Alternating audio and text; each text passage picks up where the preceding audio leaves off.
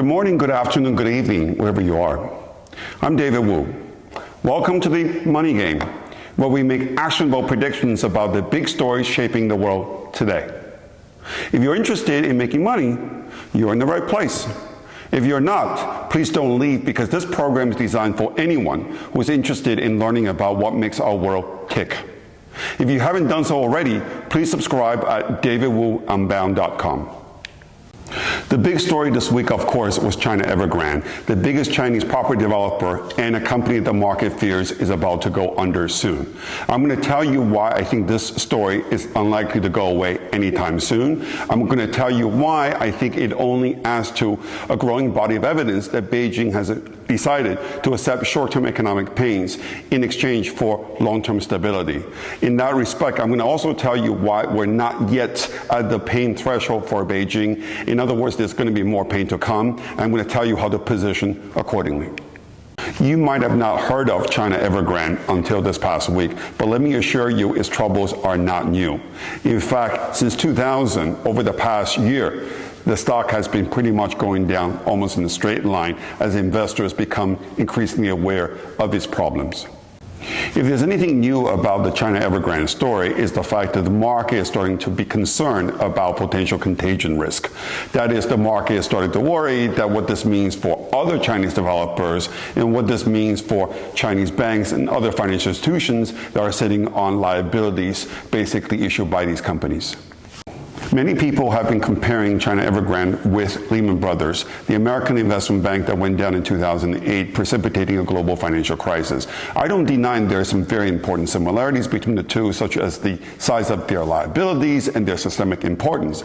That said, I think the differences are far more important. For one thing, I think Beijing has had much more time to prepare for the problems of China Evergrande. More importantly, I think that Beijing ultimately cares a lot more about social and economic stability, which means politically it will be a lot easier for it to basically build out China Evergrande than Washington could argue for, basically in the case of Lehman back in 2008. My ultimate view is that I think that nationalization is the path of least resistance as far as China Evergrande is concerned. That said, I think we're not quite there yet in terms of reaching Beijing's pain threshold. So from that point of view, I suspect the news flow is going to get worse before it can get any better. At this point, you might say, well, if China Evergrande is not going to be the next Lehman Brothers, then why should I care about what happens to it at all? Let me tell you why you should.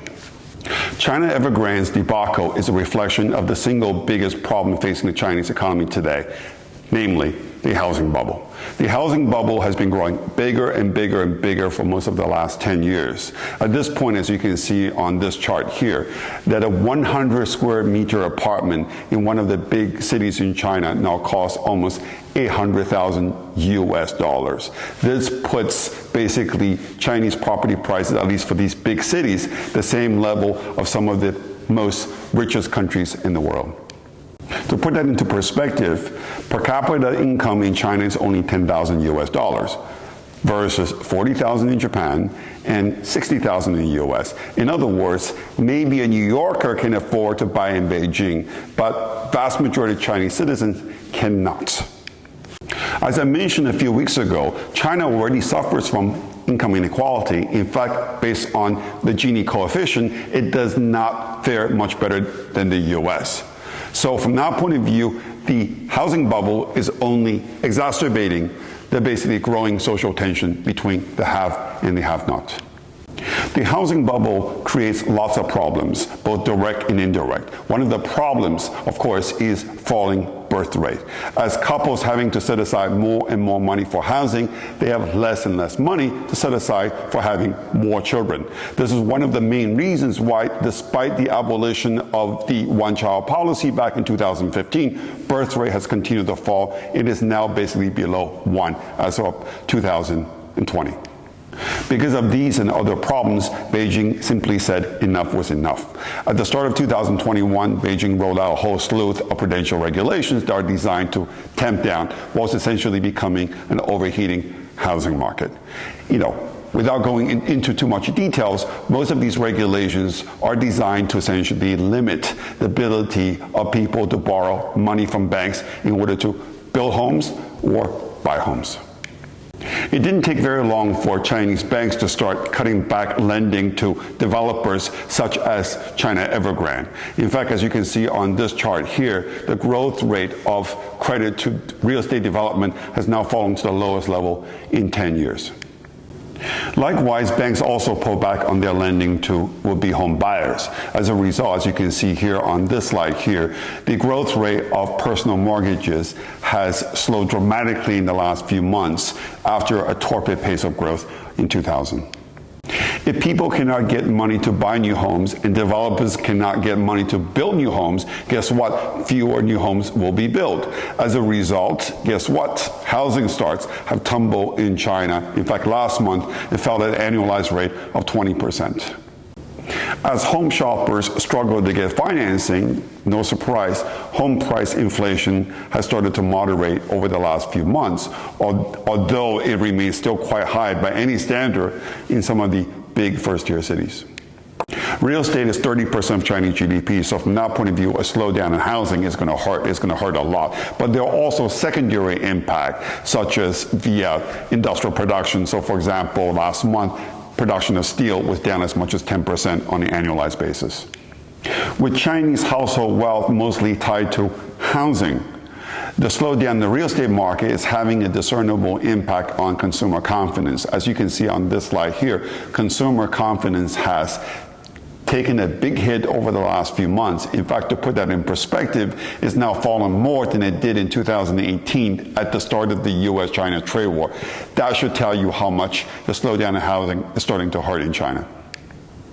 Now, surprisingly, when consumer confidence take a hit, consumers become more cautious. Last month, we saw a very dramatic slowdown in retail sales activity that I don't think can be attributed entirely to the resurgence of COVID in August. The slowdown of the Chinese domestic economy so far hasn't attracted too much attention, probably because it's been offset by an ongoing export recovery, as you can see on this slide here. However, some of the leading indicators for Chinese exports suggest that not only the best of time is already behind us, but that actually we could be looking at contraction in the months ahead. The Chinese economy is slowing because of the government's decision to rein in the housing market. The received wisdom among China watchers is that when growth slows too much, Beijing will have no choice but to turn back the credit tab. This certainly has been a pattern over much of the last 20 years. The question, of course, now is how much growth has to fall for Beijing to relax policies. Let me give you 3 reasons why I think Beijing's pain threshold is higher than in the past, maybe much higher. 1, making a U-turn right now will damage the credibility of the central government and make it more difficult for Beijing to implement new policies in the future. 2, Xi Jinping is about to embark on an unprecedented third term. Some people view this third term as a symbol of a power grab. Well, this may or may not be correct, I just don't know. What I do know is this. A third term with near absolute power will allow him to undertake unpopular reforms that are necessary if China were to continue its ascendancy in the world. Historically, most Chinese rulers, like rulers elsewhere, care about power, but they care even more about how they're remembered in history. I think Xi Jinping is the same. Third and finally, for all practical purposes, US and China are now in a prolonged Cold War. I think Beijing is very well aware of how the US-Soviet Cold War ended. This is likely to reinforce the argument that excessive dependence of the economy on an overvalued housing market is no way to take on a dynamic US economy. This is why I think Beijing might have decided to accept some short-term pain in exchange for the promise of long-term economic strength and stability. I believe that there is downside risk to Chinese GDP growth, at least relative to the consensus forecast.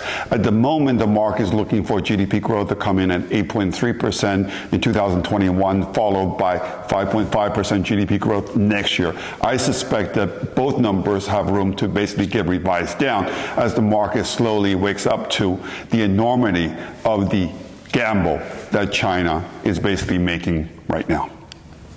Some markets are faster than others at adjusting to the new Chinese growth reality. For example, in response to the collapse in Chinese steel production over the last couple of months, we've seen a sharp drop of iron ore prices to a tune of 60% just in the last basically couple of months. The currency market has a lot of experience trading Chinese boom-bust cycle.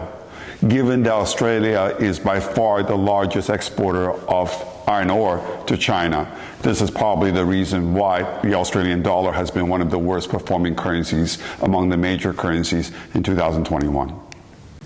I think it's fair to say the market's gone already quite a long way in terms of pricing the first order impact of the Chinese growth slowdown on the global economy. I don't think the market has done quite as good a job in terms of pricing the second order effect. For example, Chinese consumers, if they continue to pull back, this is likely to have big impact on some of the Western consumer name brands such as Nike, Adidas, Richemont, Moncler, even Apple and BMW, companies that have significant exposure in China. There is no question that those stocks are likely to be quite vulnerable in a sustained Chinese slowdown. Although Apple has reduced its revenue exposure to China over the last few years, its exposure to Greater China remains about 17% of its overall revenue. And in fact, in the second quarter of this year, Apple's revenue from Greater China grew by almost 100%. So what's my bottom line? I see China Evergrande as just another example of Beijing accepting short-term pain for the promise of long-term stability and competitiveness. If I'm right, the Chinese economy will slow more than expected. I would avoid American and European consumer brands with significant exposure to China at least the next few months. Elsewhere, I continue to like Pfizer as a play on the third booster going mainstream or even an annual booster. I also like shorting RTY Russell 2000 as a hedge against the fiscal brinkmanship in Washington that's about to escalate in earnest. Finally, the biggest takeaway for me from the FOMC meeting this week was that the Fed agrees with me on the risk of stagflation. More on that in the coming weeks. Thank you for watching.